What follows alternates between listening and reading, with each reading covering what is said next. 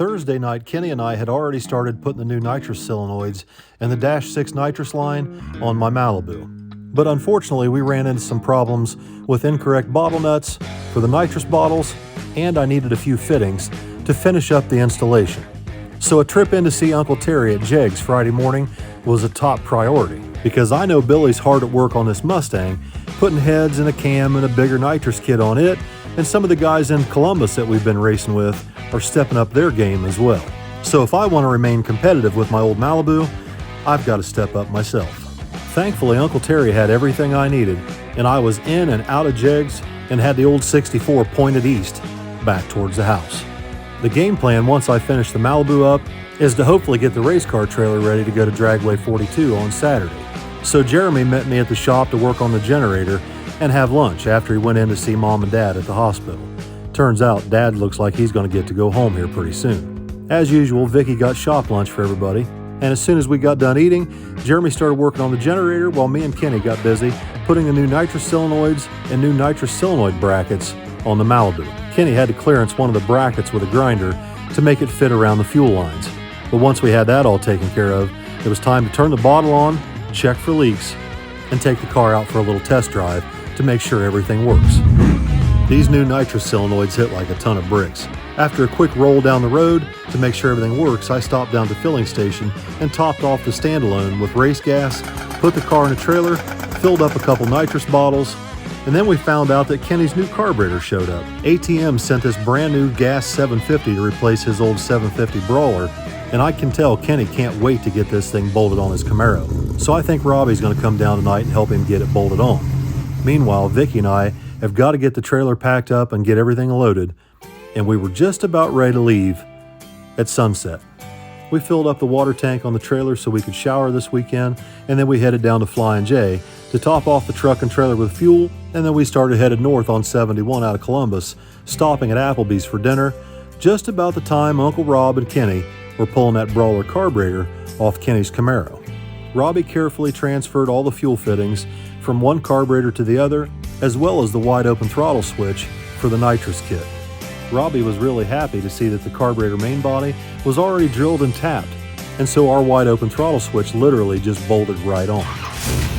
Once they checked for leaks, they fired the Camaro up, and the little carburetor sounded really good right out of the box. So Kenny and Robbie had everything finished up at the shop right about the time that me and June Pup were unloading the Malibu and the golf cart out of the race car trailer up at Dragway 42 and getting our pit area set up for the night. Unfortunately, the repair made to the rear tire on the golf cart didn't hold, so we'll be running that thing on the rim this weekend. Because when you come to Dragway 42, you better have a scooter or a golf cart, because this place is massive. It is a very long walk from the staging lanes back to the pits. Outside of that though, this place is absolutely wonderful.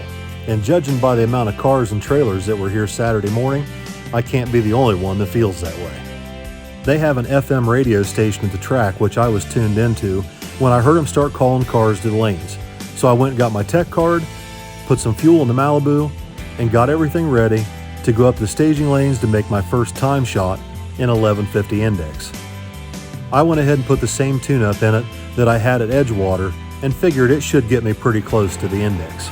However, due to the elevation difference between Edgewater and Dragway 42, as well as the density altitude and a pretty massive headwind, I was about a tenth slow in ET, but the mile an hour still looked really good. So I went back to the pits, made a couple changes, and then brought the car right back up for the second time trial to try my hand at this one more time. I took a half a second delay out of the nitrous controller, and I'm looking for an 1147 on the board. That way, as the track warms up for first round, a 47 should be real close to a 50. Now, if you listen really close, you can hear the nitrous come in really hard midway through second gear. Listen.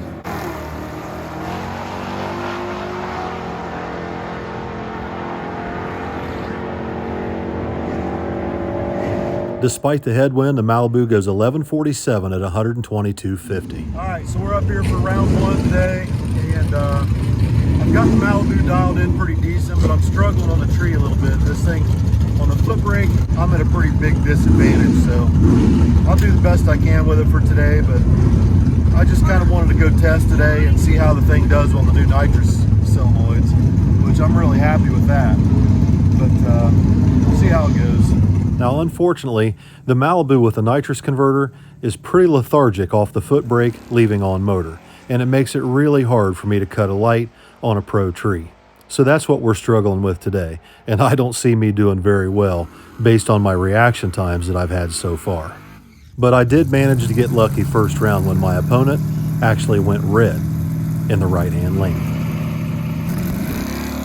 You can hear the Malibu struggling to leave the starting line with the density altitude over 3,200 feet today, which is the worst air I've had the car in quite a while. Well, I won, but that boy red lit. So I won, but I didn't really win, you know what I mean? So you're not excited? I'm struggling on the tree, on that 5/10 Pro tree, because I'm foot braking this thing. And I've never been able to get this carburetor exactly how I like it. Like, it should be really crisp and responsive when it leaves. And it's just never been that. And I struggle sometimes, it doesn't want to foot brake very well. Yeah. So I had to richen the idle mixture screws up to cover up a little bit of a lean bog. And I did that, but regardless, the car just is really lethargic leaving the starting line on motor. It just does not react well on the foot brake. So I'm not sure if it's a carburetor or if it's the torque converter or maybe a little bit of both. But I've talked to Bubba Rafferty today. I messaged him and he said he's going to get me hooked up with some things on the converter. And I may have to talk to ATM about a carburetor. I don't know. I mean, I like that carburetor, don't get me wrong. It's just not very responsive off the foot brake. And so the car leaves really slow and lazy, and it's hard to compete on a pro tree against cars that are allowed to either use two-steps or trans brakes. It's just really hard. So when I've watched you at Cincy Street Nights, though, That was on instant green. So explain the difference there. Pro tree, you see 3 bulbs come on, you hit the gas. Pro tree or instant green, you're supposed to wait for the green light. On instant green, everybody's light sucks. Oh, okay. Pro tree, not everybody's light sucks. Okay. So, all right. Thank you for explaining that. we'll see what we can do today. It's having trouble with floating the valves as it goes through the finish line. So if I turn this nitrous on with the new solenoids and spray it all the way down, it'd probably go into 10s. But I'm a little bit concerned about it floating the valves going through the finish line. I don't want to hurt it. So Yeah. just keep running 1150 for now. All right. So when I go up for second round, I get paired up with this guy in this Olds Cutlass, and he is a very good driver and the car is very consistent. He's running right on the index, so my only hope to win this deal this round is to try and take a shot and guess the tree, and it didn't turn out well for me.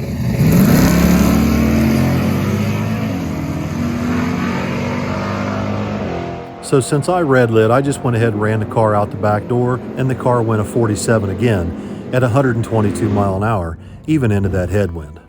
After I went out second round, Vicky and I decided we'd stay the rest of the evening and watch Allison's dad, Jeff Kovalik, and my good friend, Craig Michaels, who's the store manager at 11th Avenue at Jegs, race in stock and super stock the rest of the evening, and I took some drone video for him while I was there. You'll get to watch all this on Gen 2 Garage later this week. Once we got done at the track, we all went out to dinner together, and then Vicky and I headed home so that I could get to work on Kenny's Camaro and check out this brand new ATM carburetor that Kenny and Robbie installed on the Camaro while Vicky and I were headed up to 42 Friday night. Now, Kenny and Robbie says this thing sounds really good and the throttle response is excellent. I was excited to see how well the micro switch bolted onto the side of the carburetor, because that's always been an issue with the carburetors I've had in the past. The carburetor fired up nice and easy, and I backed the Camaro outside so I can adjust the idle mixture screws and set the idle speed where I want it. That's just something that you're going to have to do on pretty much any carburetor that you buy out of the box. And Kenny and Rob was right, this thing sounds really good sitting there idling, especially after everything was adjusted.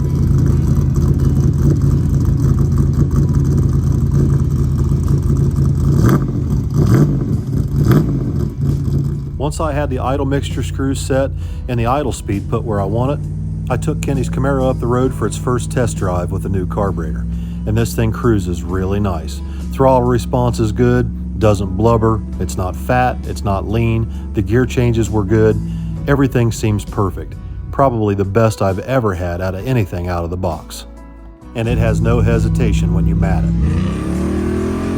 I'll be honest with you, this thing has got me really impressed for something I took right out of the box. So I'm out driving Kenny's Camaro for the first time with this new ATM carburetor on it. And I have never ever in my life taken a carburetor out of a box, bolted it on an engine, and had it run this good out of the box. You always got to do a little tuning to them. This thing is incredible. The only thing I had to do was set the idle mixture screws to get the air-fuel ratio right, just let it sit there and idle. Other than that, I haven't touched this thing, and it is spot on. I can't believe it.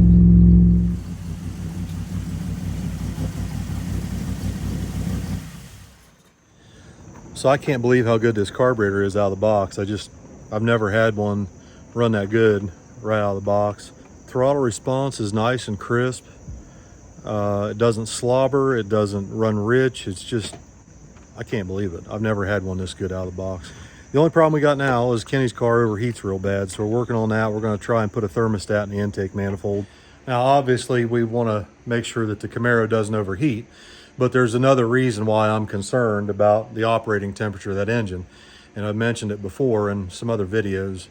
A nitrous car, if you're going to spray it, and right now the Camaro's only got 150 on it, and that shouldn't bother anything, but if you run one too hot and you hit it with some nitrous, you always run the risk of butting the ring gaps together, especially if you don't know what the rings are gapped at. And I don't know, I have no idea what the rings are gapped at in that. That engine came out of Billy's 3/4 ton four-wheel drive pickup truck that he drove in high school, and we pulled up here, pulled the engine out of it, and junked the rest of the truck. But I think the engine had 50 or 60,000 miles on it, something like that, since it was overhauled. It was bored 30 over or 40 over. I can't remember. Anyway, it's got forged flat top pistons in it, but stock rods, stock cast crank, just like the Malibu. But I have absolutely no idea what the rings are gapped at. So if you don't know what the rings are gapped at, you're kind of playing Russian roulette with nitrous. You don't want to push your luck any farther than you have to, is what I'm saying. So on 150 shot, it really shouldn't bother it any, and so far it hasn't. But if he's going to try and really race this thing someplace, or try to round robin race it like I did at that street race the other day, or turn it up any at all, which I definitely don't want him jetting it up until we get this cooling system under control. 200's about the max is what I feel comfortable with, but I don't even feel comfortable with that until we get this thing to run cool. So I dig into my stash of thermostats and find a brand new 180. Kenny drills a couple steam holes in it, and we put the thing in the car, hoping that this might help correct the overheating issue. Kenny backs it out of the driveway, and we head down the road to make our first test drive to test this cooling system. And I can't help but notice the Camaro is smoking profusely from the front of the car. We had left the fan and the water pump on to cool the engine down before we changed the thermostat. That discharged the battery a little bit, so the alternator's trying to charge it back up. The only problem is, Kenny's got another problem. The alternator literally burnt the belt off because his charging cable is only a 12 gauge wire to the battery. So tomorrow, I guess Kenny's Camaro is going to get a new charging cable and a new belt. So another day with Kenny's Camaro. Oh God.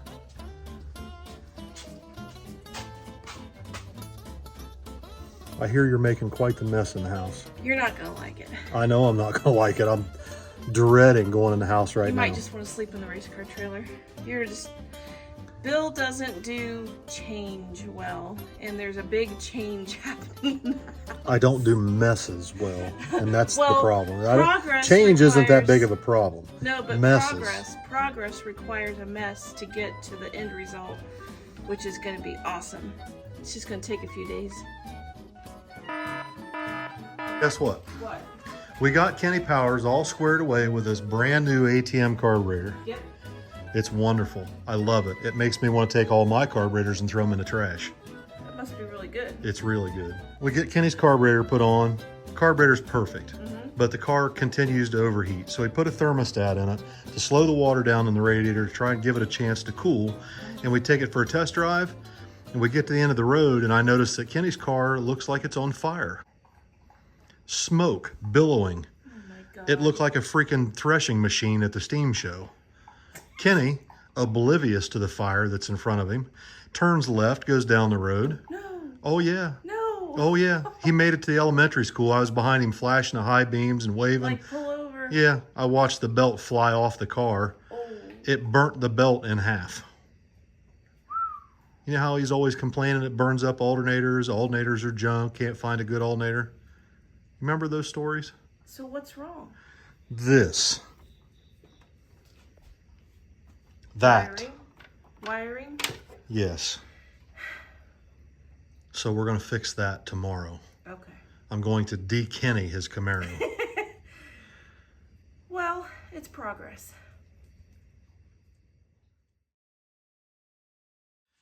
All right, everybody, welcome back to the shop. I'm out here trying to finish this video up for tonight, and I'm not even sure where to start, honestly.